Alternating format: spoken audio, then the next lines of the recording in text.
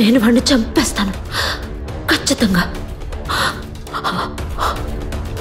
నేను చెప్పినట్టు చేయకపోతే నేనే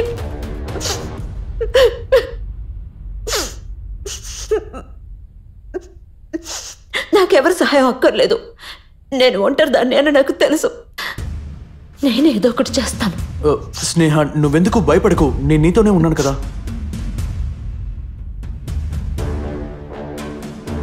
తన కోసం ఏం చేయడానికన్నా నేను సిద్ధపడ్డాను సార్. హత్య జరిగిన రోజు ఏం జరిగిందని మీరు ఇంకా చెప్పలేదు.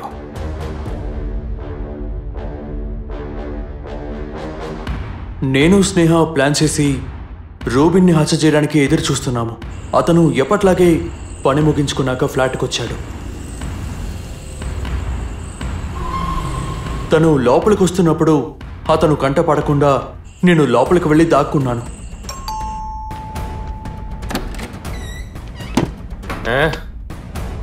ఏమైంది? నీ నిర్ణయం ఏంటి?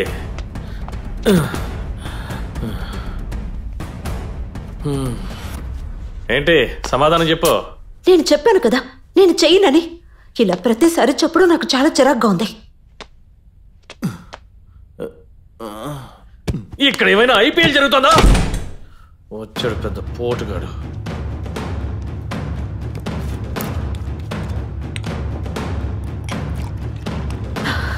అన్నిటికీ కారణం ఇదిగో ఈ తాగుడే.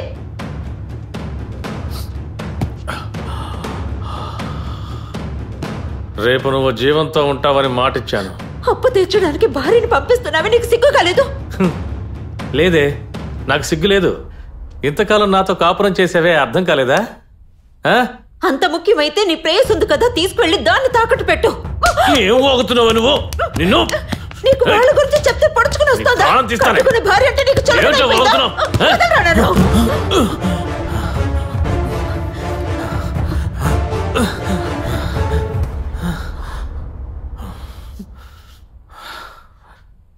ఏంటే నన్నే కొడతావా?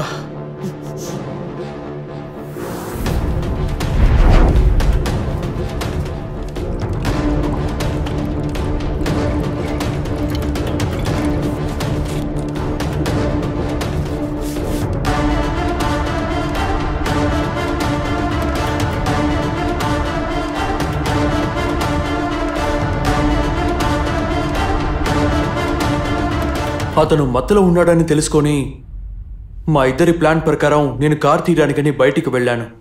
ఉన్నట్టుండి రూబిన్ లేచి స్నేహాన్ని కొట్టసాగాడు. తనని కాపాడదామని నేను వెళితే రూబిన్ నన్ను తోసేశాడు. చేతికి దొరికిన ఫ్లవర్ వాస్ తీసుకొని అతని తలపై బలంగా కొట్టాను. స్నేహ స్నేహ ఏం కాదు, భయపడకు. నేను వెళ్ళి బండి తీసుకురానా? ఓకే.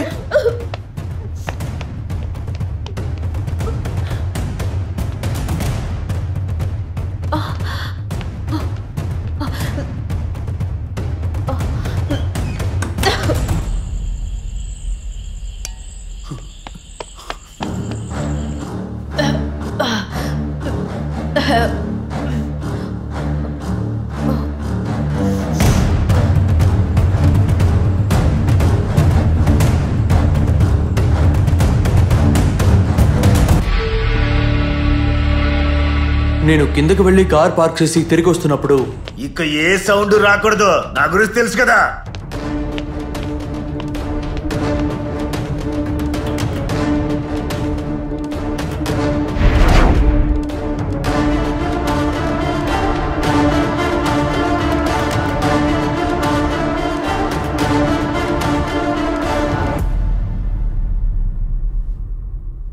స్నేహాన్ని చంపి రూబిన్ తప్పించుకున్నాడన్న విషయం తెలిసి అతని కోసం నేను బయటికి వెళ్ళాను.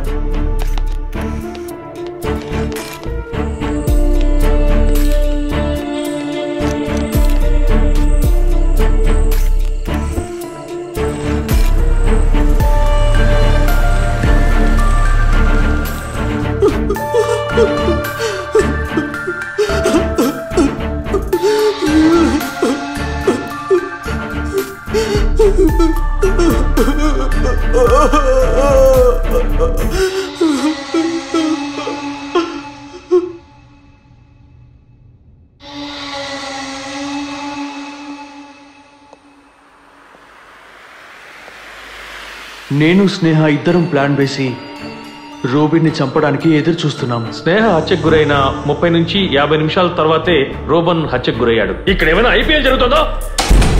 ఆ సమయంలో లిఫ్ట్లో నుండి ఇద్దరు బయటకు వస్తున్నారు. అక్కడున్న వాళ్ళ కోసం వచ్చుంటారు అనుకున్నాను సార్. రోబన్ గోళల్లో మనకు దొరికిన బ్లడ్ శాంపిల్స్ ఖచ్చితంగా స్నేహవే. రోబన్ గోళల్లో దొరికిన బ్లడ్ శాంపిల్స్ అవి స్నేహవే. సార్, కిరణ్ చెప్పింది నిజమే అంటారా? రూబనే స్నేహాన్ని చంపేసి ఉంటాడా? ఒకవేళ అది నిజం కూడా అయి ఉండొచ్చు. అలా జరుగుంటే స్నేహాన్ని చంపడానికి ఉపయోగించిన కత్తి ఎక్కడ? అంతేకాకుండా రూబన్ని చంపింది ఎవరు?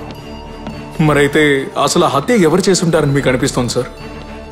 ఇప్పటి వరకు మనకు దొరికిన ఆధారాలు చూసుకుంటే ఆ టైం గ్యాప్లో అక్కడ ఉన్న ఏ ఒక్కరైనా ఆ హత్యని చేసుండొచ్చు. స్నేహ హత్య చేయబడింది దాదాపు 11-11:35 మధ్యన. కిరణ్ చెప్పిన దాన్ని బట్టి కిరణ్ బయటికి వచ్చినప్పుడు స్నేహ ప్రాణాలతోనే ఉంది. సీసీటీవీలో ఆ సమయం క్లియర్గా ఉంది. రౌడీల దగ్గర నుంచి దొరికిన వీడియోలో జార్జ్ అక్కడ ఉన్న సమయం కూడా క్లియర్గా ఉంది. ఆ సినిమా వాళ్ళు చెప్పిన ప్రకారం వాళ్ళు కిందికి వచ్చినప్పుడు తలుపు మూసే స్నేహాన్ని వాళ్ళు చూశారు. కానీ నా ఉద్దేశ ప్రకారం రూబన్ని రౌడీలు ఎత్తుకెళ్ళినప్పుడు జార్జ్ రావడానికి మధ్యలో స్నేహకి వ్యతిరేకంగా ఉన్న ఎవరో ఒకరు అప్పుడు అక్కడ వచ్చుండాలి. అతనే అంతకుడు అయి ఉండాలి.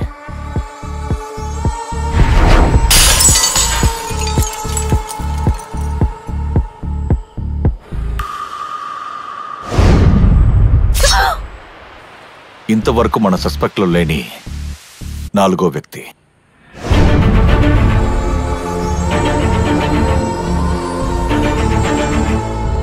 సార్, నేను కిరణ్ని జామీన్లో తీసుకెళ్తాను. లాయర్ ఇప్పుడు వస్తున్నారు. కిరణ్ నేరాన్ని ఒప్పుకున్నాడు. మేము ఎఫ్ఐఆర్ ఫైల్ చేశాం. ఇక మేము ఏం చేయలేము. అతన్ని మేము కోర్టులో హాజరుపరుస్తాం. మీరు అక్కడికే వచ్చేయండి.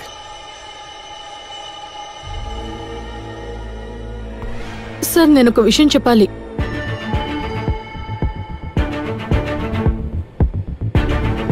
ప్రతి భర్తకి ఒక చెడ్డ అలవాటు ఉంటుంది.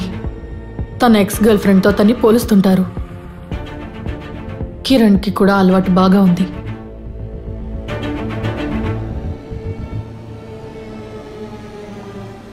మొదట్లో నేను దాన్ని పెద్దగా పట్టించుకోలేదు.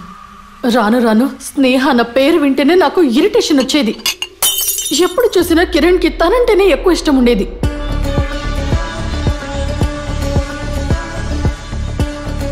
రూబిన్కి స్నేహకి ఏదైనా సమస్య వస్తే వెంటనే కిరణ్ అక్కడికి వెళ్ళేవాడు తన్ని ఓదార్చడానికి.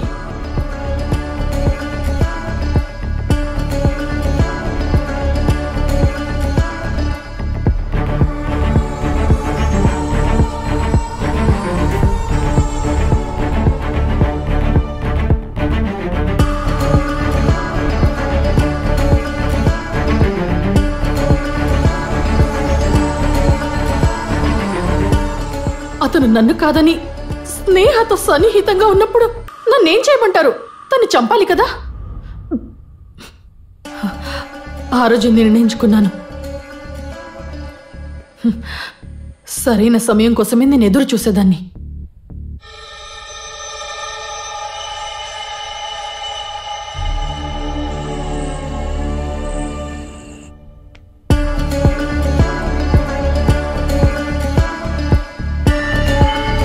ఇక్కడ ఏమైనా ఐపీఎల్ జరుగుతుందా? ఆ తర్వాత నేను చూసింది